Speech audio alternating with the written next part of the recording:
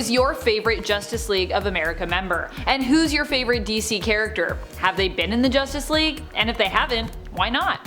Welcome back, Nerd Squad. Today we'll be taking a look at the JLA roster and talking about some missed opportunities when it comes to characters who should have been granted membership at this point, but who maybe haven't. But before we do that, a quick word from this video's sponsor. Heed the tiger's tongue and you will not be led astray. From the maddest of studios, Mad Cave, comes a new series with an impactful narrative, flowing visuals, and powerful colors. Twin princesses Kalendi and Aridani must face their destinies when an ancient prophecy is revealed. At the precipice of adulthood, the sisters hold the future of the Claw in their hands, and while finding their own way, must also uncover the best way forward for their people, who are on the brink of civil war between the militant and animal familiar empowered Tigers people and the subjugated Rivers people. With art by Dansaku Banton Perry, letters by Joa McGill, and writing by Olivia Stevens, who describes the series as a story that deals with power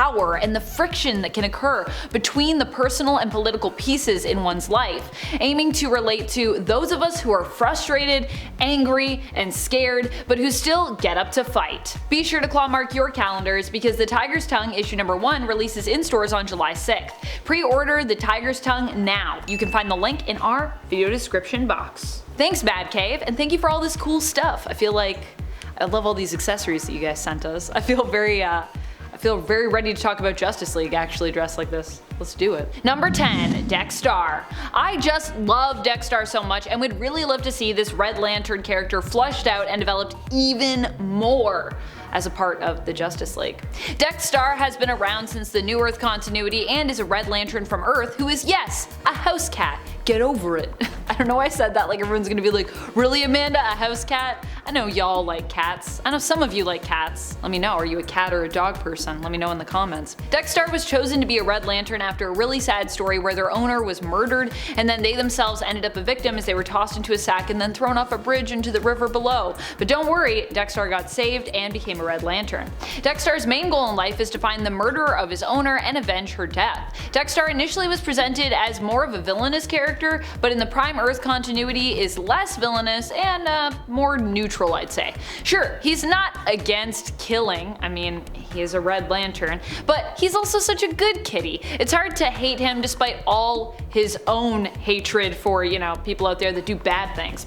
In the Prime Earth continuity, Dex-Starr also managed to ally with the Justice League Odyssey team, but not the JLA as of yet. Although Justice League Odyssey is also a super cool and weird team that I love, and yeah, you should check them out. Number 9, Harley Quinn. Okay, sure, so is Black Adam right about the fact that Harles will probably end up stabbing you in the back? Maybe. But she also happens to have some of the greatest plot armor of any character around. Over the years, Harley has been evolving, moving from being the Joker's sidekick to a somewhat reluctant anti-hero to a full-on bona fide superhero, or at least, almost a superhero at this point, I'd say. As of now, she's even considered part of the Bat family, an ally the Bats can rely on. So I mean, she might betray ya, but she'd still definitely be a fun one to read in the JLA series. I know I would be more inclined to read some Justice League if Harley was on the team, I'm just saying. And I think eventually as time continues to move forward, she'll become even more and more reliable as a hero. Probably.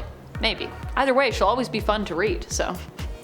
You can't take that away from her, I don't think. And friends, before I move on to the next spot, if you are loving this list and you want to show some love for us on another platform, you can head on over to Facebook where you can give us a like and a follow, because that's what you do on Facebook. Number 8, Captain Carrot. This might seem like a joke pick, and I mean, it kind of is, but also I actually like Captain Carrot, and I want to read more about his adventures. And one of the ways I can ensure I get more Captain Carrot action would be to get him on the Justice League. I mean, when DC was doing their round robin this year, I was legitimately hoping we'd actually get to see Carrot's team up with Darkseid. How weird and cool would that be? I was so here for that comic. Sadly though, no, not a thing we're getting. Almost no support for Captain Carrot. I am apparently alone in being a Captain Carrot fan. I wave my sad Captain Carrot flag all alone. For those unaware, Captain Carrot is a superpowered rabbit, known originally in the New Earth continuity as Roger Rabbit before being renamed as Rodney in the Prime Earth continuity,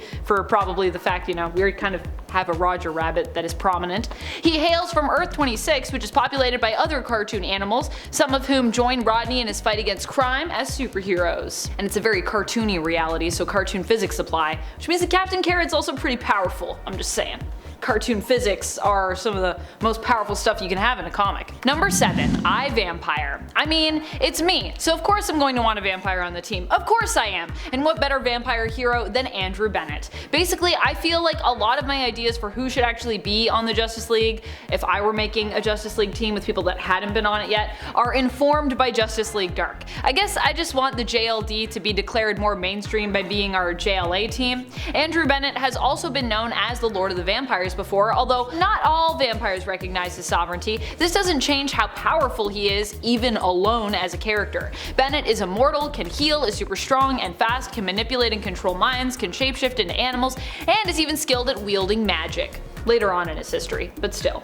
Also, after the disrespect of dying pretty much immediately in DC vs. Vampires when attempting to warn the heroes, I think he deserves a spot on the JLA just for that injustice. Like, I mean, it's DC vs. Vampires. What do? You kill one of the most prominent vampires straight out of the gate? Ugh, so disrespectful. Number 6. Batgirl. Batgirl is Barbara Gordon, and while she actually did manage to join the JLA during her time as Oracle, Babs has never been a member of the team, to my knowledge, while using the Batgirl mantle. And honestly, if we potentially see Nightwing join up on the new league, it seems likely we could see Babs as well, who has been seen canoodling with Dick Grayson in his own Nightwing series recently. Batgirl is a member of the Bat family, the daughter of Commissioner Gordon and the protege of Batman, aka Bruce Wayne. And I also feel like she'd have some pretty useful skill sets when it comes to what she can offer the league. As Oracle in the New Earth continuity, she was part of the JLA for a while until Batman was off the team following the events of the Tower of Babel. However, in the Prime Earth continuity, she's only been a part of the Justice League United and the Justice League Reserves. So yeah. Number 5. Swamp Thing. Swamp Thing is Alec Holland, or more specifically, Swamp Thing was Alec Holland before he was dissolved in essence in a swamp with his consciousness living on and merging with the swamp to create something new, an avatar of the green known as Swamp Thing. Swamp Thing is crazy powerful, and I don't think they get enough attention and respect from comic book fans in general. He's always been a character that I found fascinating, and I think as such that he would make a great addition to the Justice League team. Sure, Swamp Thing has been on the Justice League United team, Justice League Dark, and is part of the Justice League Reserves, but he's never been a member of the full-blown JLA, and I think there is a lot that he would have to offer on that team. Also, like I said, I do kind of just want a Justice League Dark to be the JLA. Number 4. Green Lantern Joe Mullein. Well, Guy Gardner, Hal Jordan, John Stewart, and Kyle Rayner have been on the Justice League, and I think Jessica Cruz has as well. We've yet to see Joe Mullein make it onto the main continuity team. Sure, she was on the supposed future team in Future State, but since that isn't really happening now and is relegated more as a potential future and alternate reality than a likely one for us, we don't have her yet there. John actually did ask Joe to join his proposed Justice League roster recently, but she was too busy to accept that offer. Here's hoping she gets less busy out in space soon so that she can actually join up. After the amazing series that was Far Sector, I need more Lantern Mullein in my mainstream comics. Please. Give me more Mullein. Number 3. Queen Nubia. Nubia may have just had her coronation in the comics, becoming the queen of the Amazons officially, but she could still maybe carve out some time for the Justice League. Or, you know, at least if she doesn't have time now, perhaps later she might be able to get away for a bit and join them. After all, Hippolyta and Wonder Woman have both been members of the team, so I'm wondering where Nubia's invite is. Nubia, like her sisters, is a fierce warrior and a skillful leader. We also learned she enjoys playing music to pass the time as well in the preview for The Adventures of Young Diana, as seen in the Wonder Woman 80th Anniversary 100-page Super Spectacular. What I'm saying is, Nubia rocks. Number 2. Power Girl. Power Girl has been on a lot of teams over her time in the comics, but one team she has never been a member of that I would love to see her on is the Justice League. I know she's technically from an alt universe hailing from Earth 2, but that doesn't stop me from loving her as much as I love any other main continuity heroes who are also badass. In fact, don't tell Supergirl, but I actually prefer the alternate Kara of Power Girl to the main continuity counterpart. Sorry, Supergirl.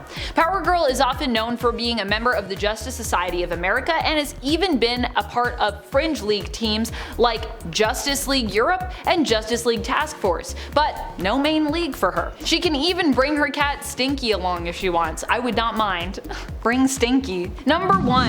Nightwing. Dick Grayson is a character who has served on the Justice League following the Blackest Night event, but that was way back in the New Earth continuity. And even then, that wasn't Dick Grayson as Nightwing on the team, it was Grayson as Batman. And this is Prime Earth now, and we still have yet to see Nightwing join the JLA. Now that Batman is gone following the death of the Justice League in Justice League issue number 75, it would be really cool to see Nightwing follow in his mentor's footsteps and even become the leader of the Justice League. This is implied at the end of Dark Crisis issue number 1 by Black Adam, or at least the inclusion, if not leadership, of Nightwing on the future team. But will it happen?